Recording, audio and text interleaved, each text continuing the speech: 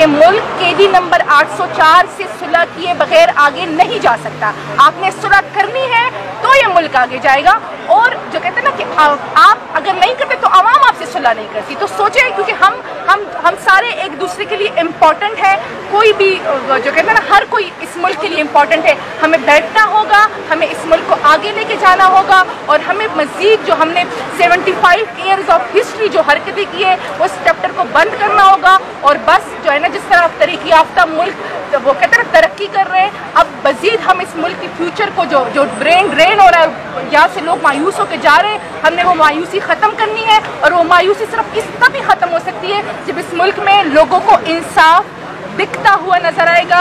अगर इस मुल्क के प्राइम मिनिस्टर को इंसाफ नहीं मिल सकता तो आपको क्या लगता है किसी गरीब को मिल सकता है? तो ये एक आज वो कहते हैं ना, कल फैसला आ रहा है, लेकिन आज की रात इनके पास है। सोचें, डिसाइड करें कि आपने इस मुल्क को कहाँ लेके जाना है। आपके पास दो ऑप्शन है, या आपने इस मुल्क को खाना जंगी की तरफ लेके जाना है, या आपने इस मुल्क को तरक्की याफ्ता करना है और चांद पर लेके जाना है। ब्रेकिंग न्यूज भी आपके साथ शेयर पे, शायद आपको पता होगा कि FIA हुकाम ऑलरेडी अभी फैसला आया ही नहीं है और पहुंच चुके हैं अटक जेल में। तो इसलिए मैं कह रही हूँ कि उनको थोड़ा टाइम चाहिए और उन्हें पता है कि सस्पेंशन तो हो जाएगा, तो इसलिए वो जो मीनवाइल टाइम यूटिलाइज करना चाह रहे हैं ताकि वो जो ड्यू प्रोसेस ऑफ लॉ है वो अडॉप्ट कर सके और खान साहब को किसी और चीज़ में अरेस्ट करें। लेकिन उसके लिए भी हम सुप्रीम कोर्ट ऑलरेडी जा चुके हैं, क्योंकि खान साहब की जो FIR हैं वो 2 सूबे पर मुश्तमिल है, इस्लामाबाद में भी है। तो इसलिए हम हर हाई कोर्ट नहीं जा सकते, हमने सुप्रीम कोर्ट ही जाना है लॉ के मुताबिक। तो इंशाल्लाह हमें उम्मीद है कि हमें वहाँ से विंडो मिलेगी।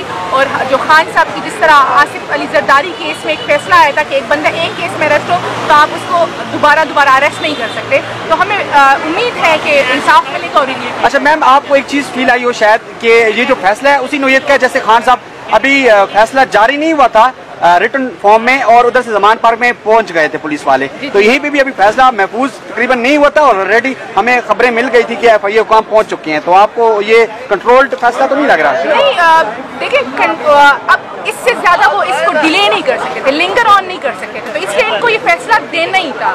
तो इस जैसे मैंने पहले कहा था ना कि ये आया है ये बात कि इसमें खान साहब का जो सेंटेंस था वो सस्पेंड होना ही था, तो अब हो चुका है। लेकिन क्योंकि वो चाहते हैं किसी तरीके से कि खान साहब को अंदर रखा जाए तो वो एक FIR के बाद एक केस के बाद दूसरे में करेंगे।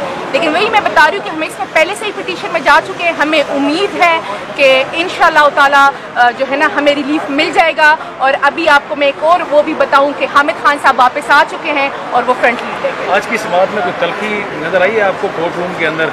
पहले जिस तरह से लतीफ़ खोसा की जानिब से हमने देखा कि इस्लामाबाद हाई कोर्ट के चीफ जस्टिस पर थोड़ा सा बरम नहीं हुए थे,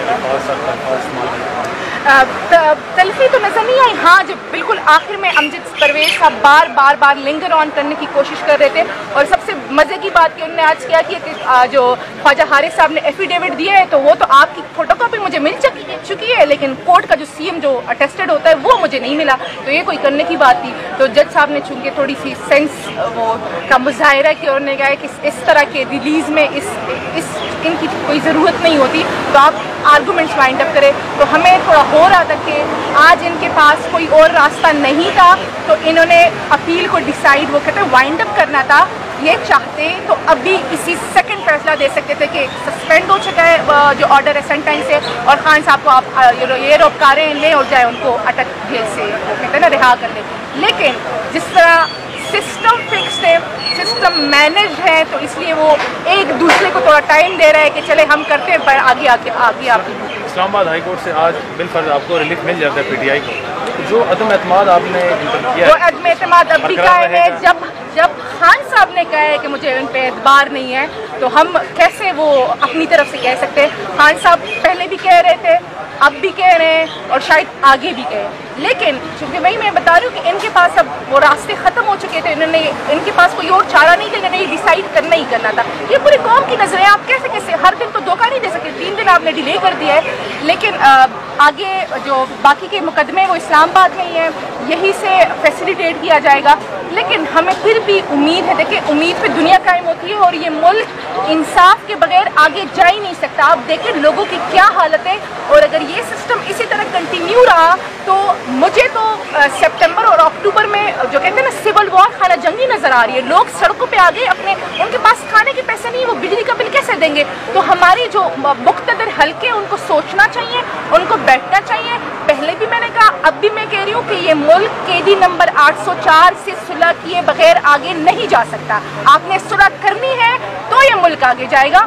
और जो कहते हैं ना कि आप अगर नहीं करते तो आवाम आपसे सुलह नहीं करती। तो सोचें, क्योंकि हम सारे एक दूसरे के लिए इम्पोर्टेंट है।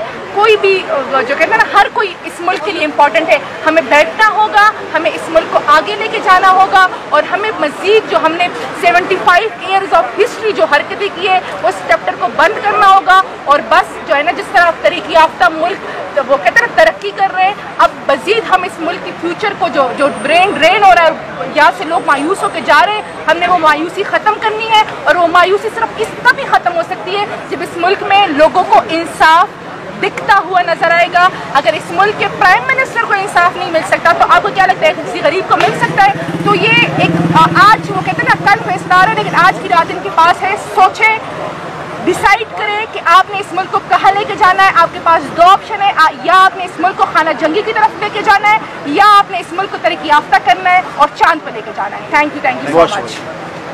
आप लोगों ने मुझे पकड़वाना है किसी में।